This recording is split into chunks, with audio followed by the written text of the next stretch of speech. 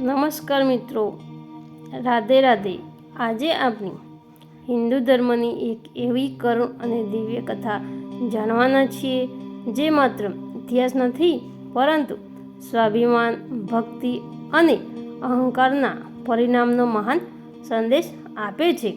શું તમે ક્યારેય વિચાર્યું છે કે માતા સતી અગ્નિમાં કેમ પ્રવેશ્યા? શું તેમણે આત્મહત્યા કરી હતી? રાજા દક્ષ ભગવાન શિવને કેમ નફરત કરતા હતા? અને સતીના દેહ ત્યાગ પછી ભગવાન શિવે એવું શું કર્યું કે સમગ્ર બ્રહ્માંડ કંપી ઉઠ્યું હતું? આ તમામ પ્રશ્નોના જવાબ આજે આપણે જાણીશું. સૃષ્ટિના પ્રજાપતિ રાજા દક્ષ ખૂબ જ શક્તિશાળી અને ગળવીરા રાજા હતા. તેમની પુત્રી સતી બાળપણથી જ ભગવાન શિવની પરમ ભક્ત હતી. સતીનું મન માત્ર શિવમાં જ વસતું હતું. બીજી તરફ રાજા દક્ષ ઈચ્છતા હતા કે તેમની પુત્રીનો વિવાહ કોઈ વૈભવી રાજકુમાર અથવા દેવ સાથે થાય, પરંતુ સતીનો નિશ્ચય અડગ હતો. તેમને કઠોર તપ કરીને ભગવાન શિવને પ્રસન્ન કર્યા. અંતે ભગવાન શિવ અને સતીના વિવાહ થયા. દેવતાઓએ આનંદ મનાવ્યો, પરંતુ રાજા દક્ષના હૃદયમાં શિવ પ્રત્યેનો દ્વેષ વધુ વધી ગયો. સમય પસાર થયો. એક દિવસ રાજા દક્ષે ભવ્ય યજ્ઞનું આયોજન કર્યું અને સમગ્ર બ્રહ્માંડના દેવતાઓ, ઋષિઓ અને મહાઅનુભાવોને આમંત્રણ મોકલવામાં આવ્યું, પરંતુ ભગવાન શિવ અને માતા સતીને જાણપૂર્વક આમંત્રણ આપવામાં આવ્યું નહીં. જ્યારે સતીને આ વાતની જાણ થઈ ત્યારે તેમણે ભગવાન શિવને કહ્યું, પિતાના ઘરે જવા માટે આમંત્રણની જરૂર નથી. આ કથાને આગળ સાંભળવા માટે વિડીયોમાં અંત સુધી બન્યા રહેજો. ભગવાન શિવે શાંતિથી જવાબ આપ્યો, દેવી, જ્યાં અપમાન થવાનું હોય ત્યાં જવું યોગ્ય નથી. હું નથી ઈચ્છતો કે તમને દુઃખ થાય, પરંતુ પુત્રી તરીકેનો સ્નેહ સતીને રોક્યો શક્યો નહીં. તેઓ એકલા જ દક્ષના યજ્ઞમાં પહોંચ્યા. માતા સતી જ્યારે દક્ષના યજ્ઞ સ્થળે પહોંચ્યા ત્યારે ત્યાં હાજર ઘણા દેવતાઓએ અને ઋષિઓએ તેમનું સન્માન કર્યું, પરંતુ રાજા દક્ષે પોતાની પુત્રી તરફ પણ પ્રેમથી નજર ના કરી. તેમના ચહેરા પર અહંકાર સ્પષ્ટ દેખાતો હતો. સતીએ શાંત સ્વરે પૂછ્યું, પિતાજી, આટલો મોટો યજ્ઞ કર્યો, પરંતુ ભગવાન શિવ અને મને આમંત્રણ કેમ ન આપ્યું? રાજા દક્ષ ક્રોધથી બોલ્યા, શિવ કોઈ દેવ નથી. તેઓ સ્મશાનમાં રહે છે, ભસ્મ લગાવે છે અને ગળામાં સાપ પણ પહેરે છે. એવા યોગીને હું આ યજ્ઞ માટે યોગ્ય માનતો નથી. આ શબ્દો સાંભળીને આખી સભા મૌન થઈ ગઈ. કોઈ પાસે દક્ષને રોકવાની હિંમત ન હતી. માતા સતીની આંખોમાં આંસુ આવી ગયા. તેમણે દક્ષ રાજા તરફ જોઈને કહ્યું, તમે માત્ર મારા પતિનું નહીં, પરંતુ સમગ્ર સૃષ્ટિના કલ્યાણકારી મહાદેવનું અપમાન કર્યું છે. જે સ્થાન પર મારા આરાધ્ય ભગવાનનું અપમાન થાય છે, ત્યાં એક ક્ષણ પણ રહેવું એ મારા માટે અધર્મ સમાન છે. ત્યારબાદ માતા સતીએ ધ્યાનમાં બેસીને ભગવાન શિવનું સ્મરણ કર્યું. તેમણે સંકલ્પ કર્યો કે જે શરીર રાજા દક્ષના ઘરમાં જન્મેલું છે તે શરીર હવે રાખવું યોગ્ય નથી.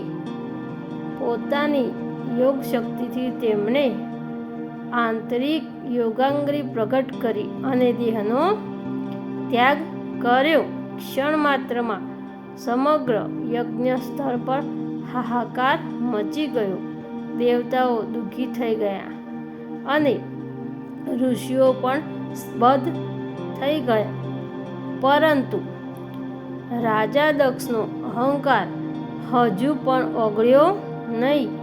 જ્યારે આ સમાચાર ભગવાન શિવ સુધી પહોંચ્યા ત્યારે તેઓ અસીમ દુઃખ અને ક્રોધથી ભરાઈ ગયા અને તેમના નેત્રોમાંથી આંસુ વહેવા લાગ્યા.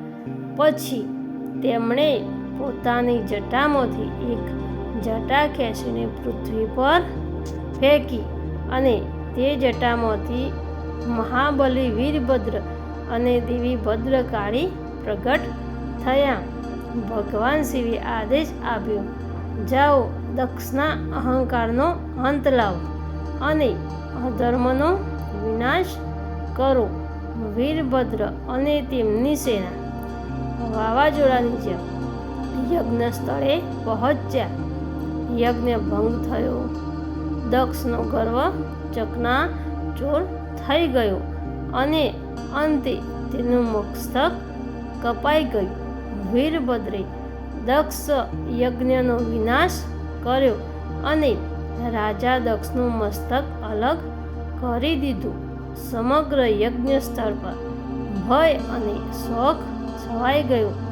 દેવતાઓને સમજ્યું કે અહંકારનું પરિણામ કેટલું ભયંકર હોઈ શકે છે. બધા દેવતાઓ ભગવાન વિષ્ણુ અને બ્રહ્માજી સાથે ભગવાન શિવ પાસે પહોંચ્યા. તેમણે વિનંતી કરી, હે મહાદેવ, કૃપા કરીને તમારો ક્રોધ શાંત કરો.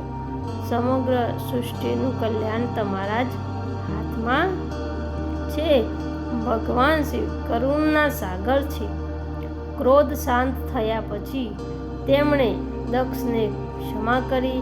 દક્ષનું કપાયેલું મસ્તક પાછું જોડવું શક્ય ન હોવાથી બકરાનું મસ્તક લગાવી તેને ફરી જીવિત કર્યો. જીવિત થયા પછી દક્ષનો અહંકાર તૂટી ગયો. તેમણે ભગવાન શિવના ચરણોમાં પડી ક્ષમા માગી અને પોતાની ભૂલ સ્વીકારી. પરંતુ સતીના વિયોગનું દુઃખ ભગવાન શિવને સહન કરી શક્યા નહીં. તેમણે સતીના નિર્જીવ દેહને ખાભા પર ઉઠાવ્યો અને સમગ્ર બ્રહ્માંડમાં વિલાપ કરતા ફરવા લાગ્યા. તેમના દુઃખથી સમગ્ર સૃષ્ટિનું સંતુલન બગડવા લાગ્યું. ત્યારે ભગવાન વિષ્ણુએ પોતાના સુદર્શન ચક્રથી સતીના દેહના ભાગો અલગ કર્યા. જ્યાં જ્યાં તે અંગો પડ્યા ત્યાં આજે પવિત્ર શક્તિપીઠો માનવામાં આવે છે. ભક્તો માટે આ સ્થળો આજે પણ અતિ પવિત્ર છે. સમય પસાર થયો. હિમાલય રાજ હિમવાન અને માતા મેનાના ઘરે એક દિવ્ય કન્યાનો જન્મ થયો. તે હતી દેવી પાર્વતી, જે સતીનો પુનર્જન્મ હતો. બાળપણથી જ પાર્વતીના હૃદયમાં ભગવાન શિવ પ્રત્યે અખંડ પ્રેમ અને ભક્તિ હતી. તેમણે વર્ષો સુધી કઠોર તપસ્યા કરી. અંતે ભગવાન શિવ તેમના તપથી પ્રસન્ન થયા અને પાર્વતીને ફરી પોતાની અર્ધાંગિની તરીકે સ્વીકારી. આ રીતે સતી અને શિવનું દિવ્ય મિલન પાર્વતી અને મહાદેવના સ્વરૂપમાં ફરી થયું. આ કથા આપણને 3 મહાન શિક્ષાઓ આપે છે. અહંકારનો અંત હંમેશા થાય છે, વિનાશમાં જ થાય છે અને સાચો પ્રેમ અને ભક્તિ ક્યારેય વ્યર્થ જતા નથી. ભગવાન શિવ કરુણાના સાગર છે. સાચા પસ્તાવા પછી તેઓ ક્ષમા પણ આપે છે. માટે જો તમને ભક્તો આ કથા ગમી હોય તો વિડીયોને લાઈક કરજો, ચેનલને સબસ્ક્રાઈબ કરજો અને આવા જ પૌરાણિક રહસ્યો જાણવા માટે અમારી સાથે જોડાયેલા રહો.